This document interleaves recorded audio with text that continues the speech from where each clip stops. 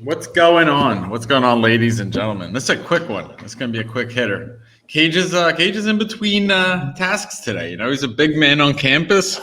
When people don't see him for a little while, they pull at him, and understandably so. And I'll jump on here, guys, and I'll tell you a little story. Maybe show you a little bit of character. Ooh, nice Cages. Stories is good. I like stories. So every once in a while, boxes become popular. Boxes become hot. You know, they become the talk of the town. And I've never been a box guy, so I don't track prices of boxes. I have no clue price of boxes. I don't even know when the release dates are. But boxes are apparently a big deal. And like getting access to inventory is harder than ever in the hobby, from what I hear.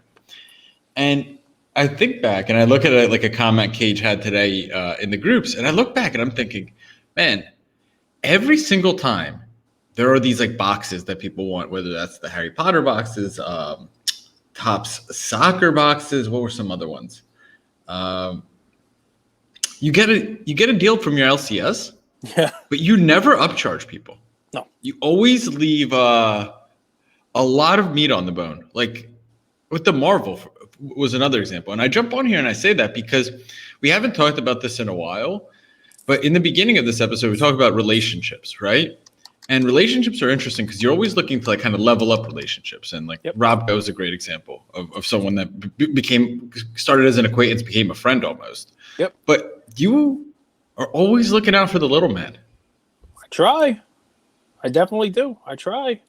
You know, and then people give it back to me because the one box in our group that you're talking about, I think, because I posted about it today, was, you know, Bundesliga Chrome. Last year I got a case of it, and you know I started talking to folks in our group, and I was like, hey, does anybody want them? And I opened most of them myself, but I sold, actually it's not true, I opened 4. I think I sold 8. I sold the boxes last year at $150 a box, and I happened to go on, you know, I mean, including shipping, so I happened to go on Blowout today, and you know, because I mean it was a $12 case. I think I paid like $135 a box or something like that in my LCS. I paid like, you know, let's call it $1,500 for the case, right? A case is $50,000. It's like of Bundesliga Chrome. Bundesliga Chrome, yeah. It's It's on Blowout. It's like I think it was $49.95 a box, 12-box case. So it's like who's in there? That's that's Haaland. That's Haaland and Reina's first Chrome cards. Gotcha. So the Haaland refractors, the Haaland number cards, those are the ones that are selling for hundreds of thousands of dollars. You know, his auto, it's his first auto, so it's the big Haaland product, I guess. You know, but let's keep going. I'm just like, you open the whole box, even if you get like a Haaland like 1 of 1. What does that even sell for? Well, dude, I mean, you know, I opened boxes. I got Haaland. I got a Reina refractor. I got 10s on all of them. You know, I graded them myself. I got 10s and I sold them. You know, and I did better that way, and I was happy that I opened them at that price. But I think I might be able to get a box or 2 or 4 of this year's Bundesliga. And it's not selling for as much, anywhere near as much. It's still selling for a lot of money. But yeah, I mean, we'll figure it out. But it's funny. I'm like, is this real? Are they really selling for $5,000? And someone jumps in and says, no, that's not real. It's only selling for $3,500. And I'm like, all right, well, I mean, I was selling for $150. What is it? That's not enough. That's not enough of a markup for everybody. So what's the box you're getting this time? The 2021 Topps Bundesliga Chrome, maybe. So it's this year. That's not Haaland's rookie. I don't understand. I get it. So, but the Haaland one is $5,000, and this one's like $700 on Blowout. So it's not a $5,000 box. It's $700. I don't know who's in it because I'm not a huge soccer guy, but there are rookies in it. They're definitely rookies. Fascinating. All right. Okay. Well, the reason I wanted to just to put a bow on that, we've talked a lot about plays and markets going up and down and all this stuff. We just, in the beginning, when we first started this podcast, we talked a lot about Facebook group and getting to know the community and taking care of each other. It was just an awesome example that I didn't realize till today, seeing the dialogue that you had in the groups. How you do little things like that, and it's cool, man. I'm sure people appreciate it, man. So, well, I mean, listen, it's just another one of those. That's all. It's another one of those fun little things, right? I mean, look, I tried to post this morning about Target releasing cards as well on my page, and when I posted that, there were boxes available on Target of Bowman blasters. They were $24.99. I don't know whether that's a good buy or not. But I found out about that after. I mean, if I woke up earlier, I guess, and looked at Target, I would have seen that they had mega boxes and they also had select boxes as well. But those were already sold out by the time I got there. But I posted it, and of course, like 5 minutes later, people were responding, it's already sold out. But you try, if I see stuff that's out there that people can grab at non-marked up prices, you might as well give it a shot. I mean, we're all in this. Nobody can get anything. Nobody can get any retail to open with their kids or anything like that. So, you might as well help out where you can. At least that's what I say. So someone in the group said, are you guys soccer fans? Is anyone good in the product? And someone responded, Rhody 1000. RHODY 1000. Two very high-end rookies, Mukuku, I'm butchering that, and Bellington, both on Dortmund. Checklist isn't great, though. They left a few of the top rookies out for some reason, maybe saving them for UEFA Chrome. Both these guys play for Dortmund. Dude, Dortmund does an amazing job scouting young talent. They do a really good – if you do a box break, do you just want Dortmund every time? Pretty much, or a right? team box break? What's your favorite box break, Cage?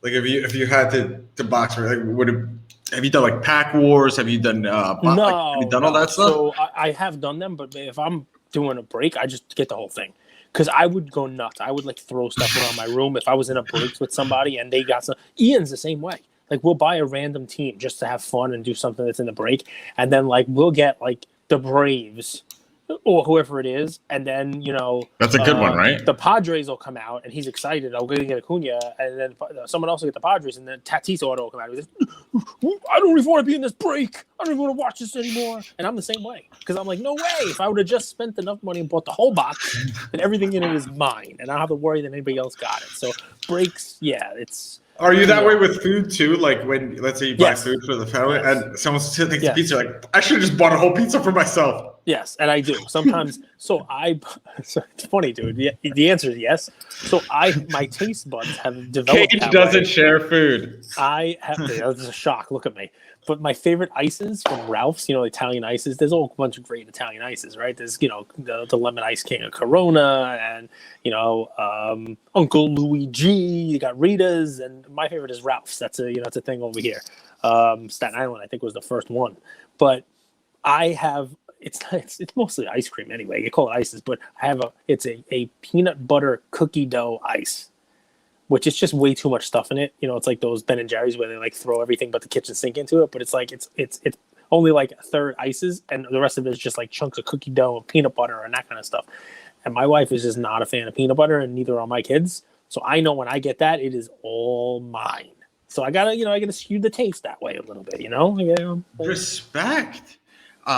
I play. Oh, dude, I didn't tell you. I'll tell Luca Nation here. So in our complex today, this is how small the world is. This is crazy. In the complex today, a new family moves in, or they moved in for a week for a vacation, and we're working out. And then we go down by the pool to swim, and we get to know each other. And their son just graduated Drexel and was wrestling for the team. Wow. And their other son lived in New York. So really small world, man. Really, really, really small world. That's awesome. Man, Grizzlies, Warriors. Let's talk. Warriors. We only got a few minutes before the ladies or whomever is over there is pulling at you. I think. Listen. If you watch the Warriors play, they almost took down the great and powerful Oz. Captain, best actor in the league. I saw 3, so hit the one in the middle. I mean, the dude stole a line from Rocky. What is he doing over there? I know you watched Rocky right before the game. LeBron, he is stealing the lines. No, so in all honesty, I think you got a situation here where where the 7th and 8th best teams are gonna do it. We have some recent history. I mean, the Grizzlies just played Golden State in like the last weekend of the season here, and they played them close. So it was a close game. I mean, those teams match up pretty good. So, I mean, I wouldn't be like, oh, my goodness, like if the Grizzlies won. I mean, what's the spread? I don't know, actually, Cage, but I'll check in a sec. Does this tarnish Curry's reputation if he can't win this game? No, I think he's already held himself out as one of the best offensive players to ever play just by putting this team on his back and getting them to the spot that he's in. Like, people would have forgiven him if he, didn't even make the playoffs with the lack of, talent on the team and then the injuries on top of it. Just to get there is great. And you know what? A bit of a double standard, right? It's a good question. That to LeBron. Because LeBron, it would be just anarchy if he didn't get his team past the Grizzlies in this. When was the last time LeBron didn't have an all-star, all-pro, top 10 player in the league on his team with him? So Curry's in the early Cavs days. Yeah, so that's 20 years ago almost. That's a long time ago. So you go back. Yes, Curry not making the playoffs when the best player on his team is Draymond Green, who puts up 8 points a game. And the rest of his team is Looney. Wiggins has improved a lot, but Wiggins is like he's a Robin Jr. Wiggins is not AD. He's not Kyrie. He's not Chris Bosh. He's not Dwayne Wade. Do you want me to keep going? No. This was just again. Our content team's going to cut this and they're going to sick the dogs on us. But no, this is just. Sometimes I like to explore sometimes the double standards of things, how LeBron might be crucified in a similar situation. But anyway, let me ask you this: who do you think is the best player on the Grizzlies? I think on any given night, any one of them can have a great game. Like Jonas Valanciunas, would I say he's the best player on their team? Maybe. In their last game, he clearly was the best player on the team. What did he have? 40 rebounds and 187 points? The guy was everywhere. And that's a matchup thing, right? And I don't know who matches up with him on Golden State. I think overall, if you have to pick one player, and you're not going to like this because you jumped off the bandwagon and you're going to upset Marcus when you have blasphemy about Ja Morant. But I think Ja's the best player on the team. I think he's a firecracker, spark plug type player. I think he energizes everybody around him. He plays at an incredible speed.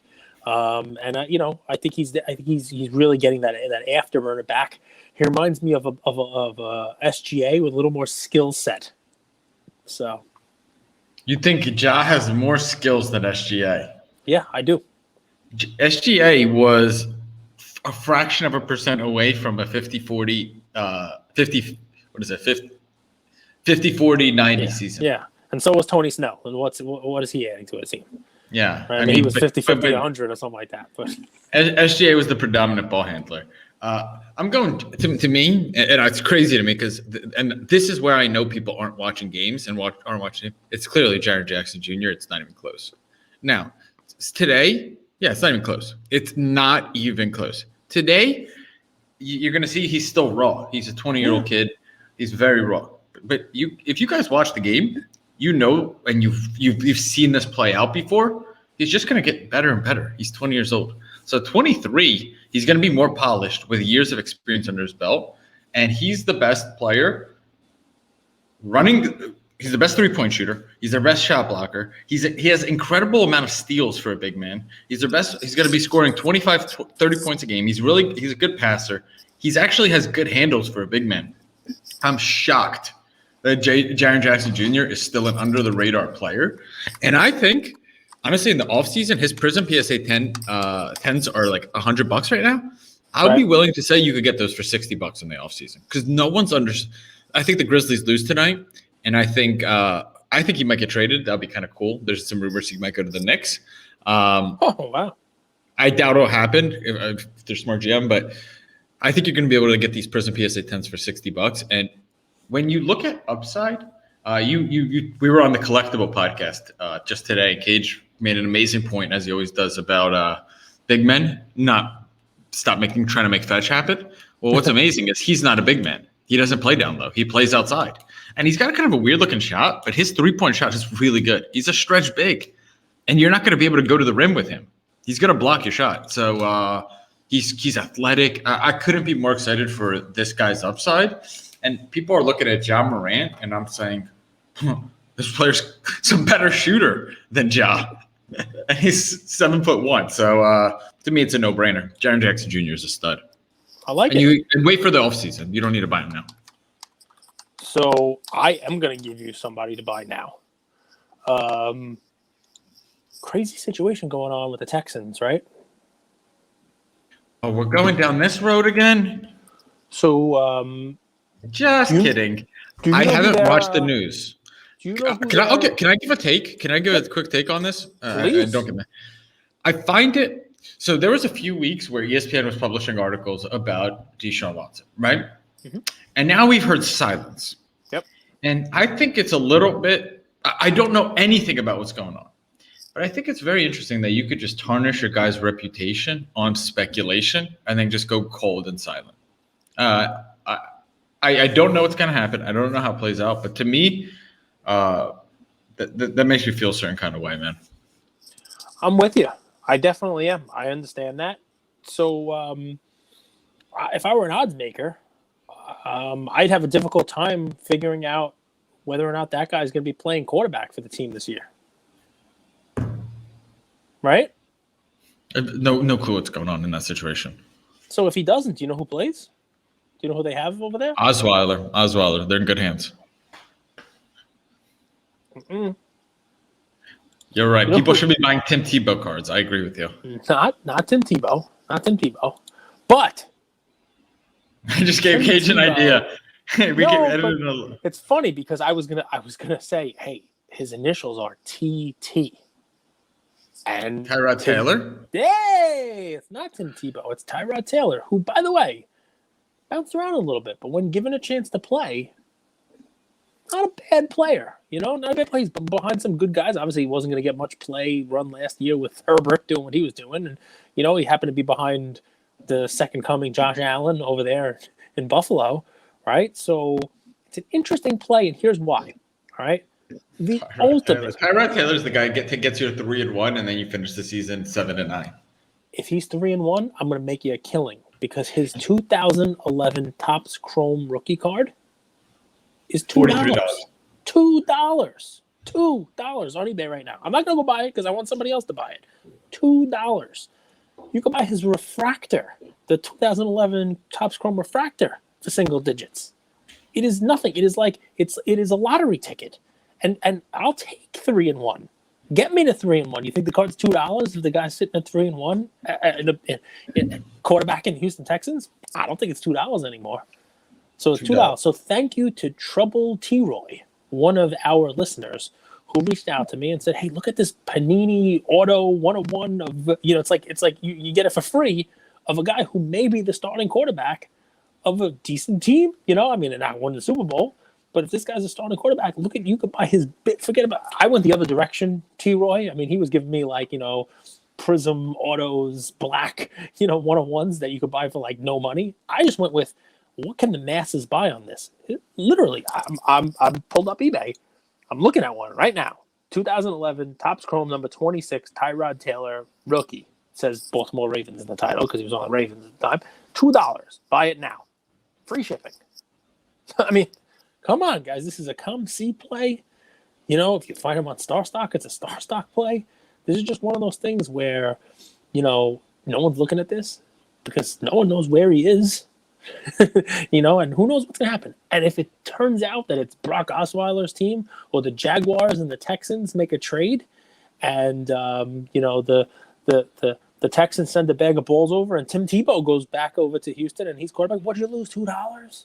Literally $2. You can't even get a coffee for that anymore. I want my $2. It's better off dead with John Cusack.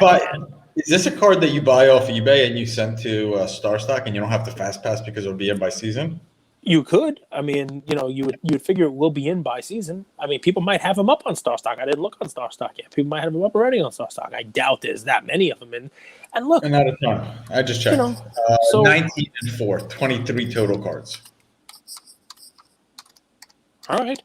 Well, look, there's more than one way to skin a cat on he has Prism cards. He has all kinds of stuff out there. I happen to like the rookie, which is the 2011 Chrome, which is before Prism came out.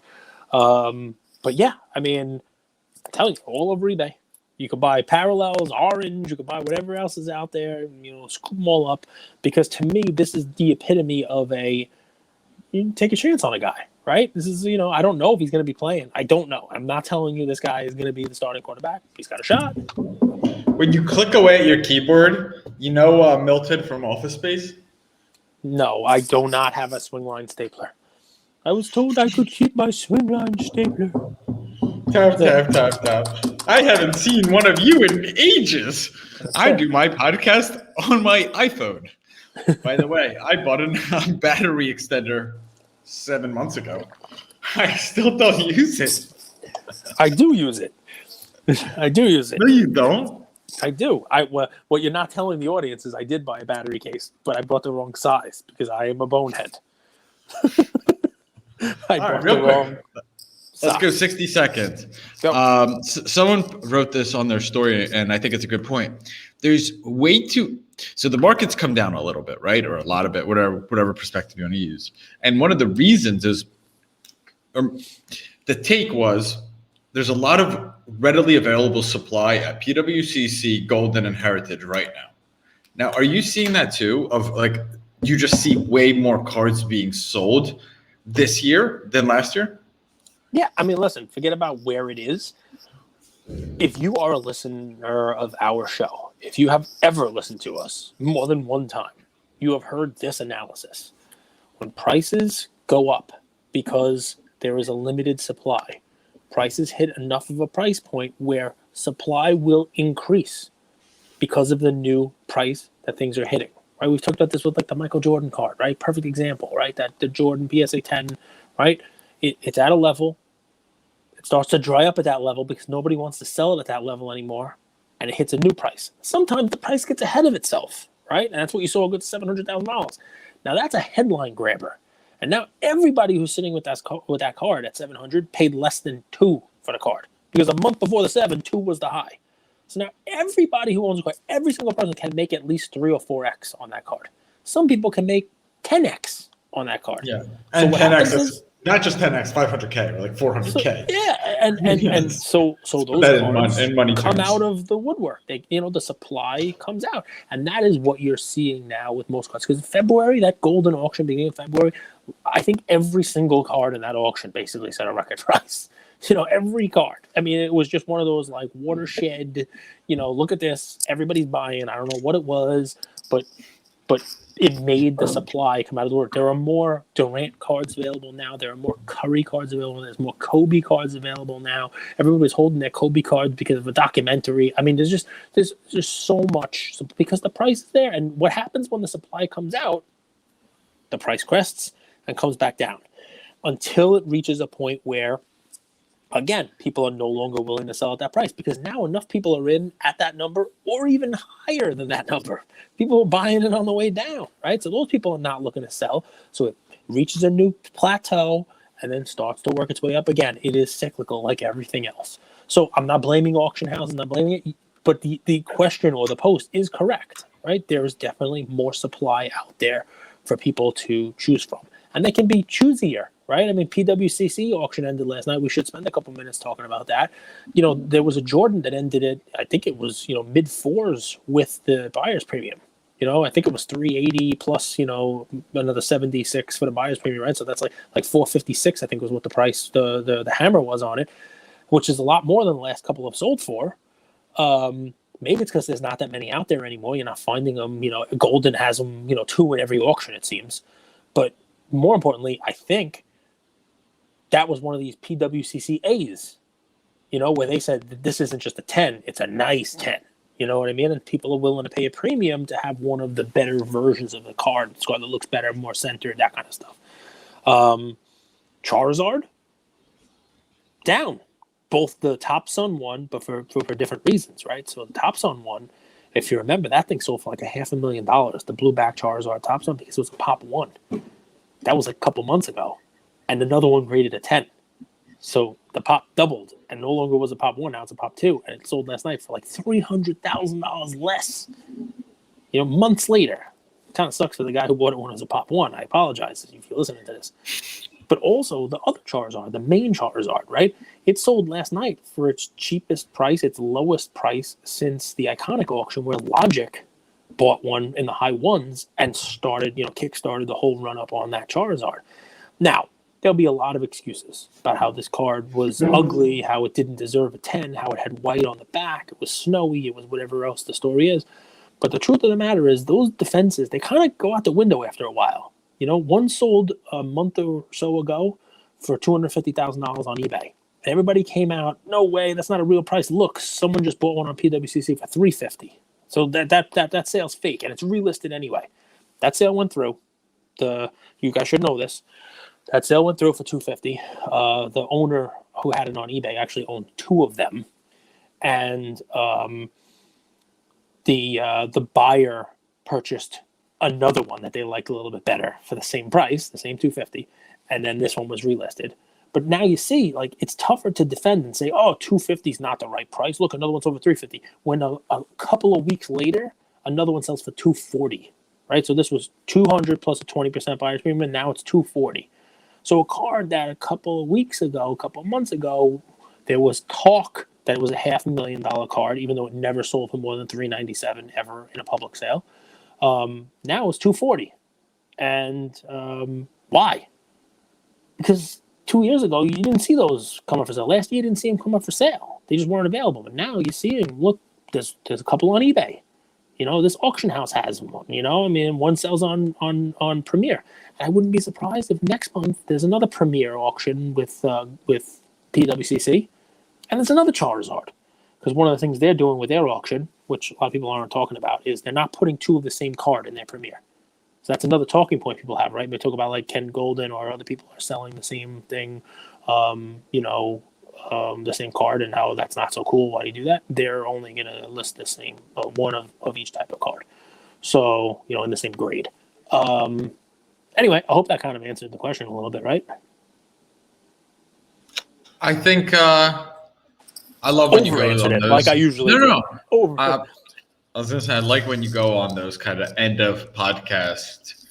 You break it down because we did, not a rant. I don't think rant would justify it. We just did a come up with cage with someone, and it was cool. At the end, the guy said, "Man, I love the questions you asked me. I was surprised you know that stuff. You clearly know your stuff, and it's cool. Like I love watching Cage move." And because he comes off as the funny guy, but the man knows his stuff. He's been in the game. He studies. He watches the market. So I love when you do that. All right, brother. This is another episode. That's a wrap. Behave yourself. Enjoy the margaritas. A little salt on the brim. You got it. Peace. Later. Thanks, Luke.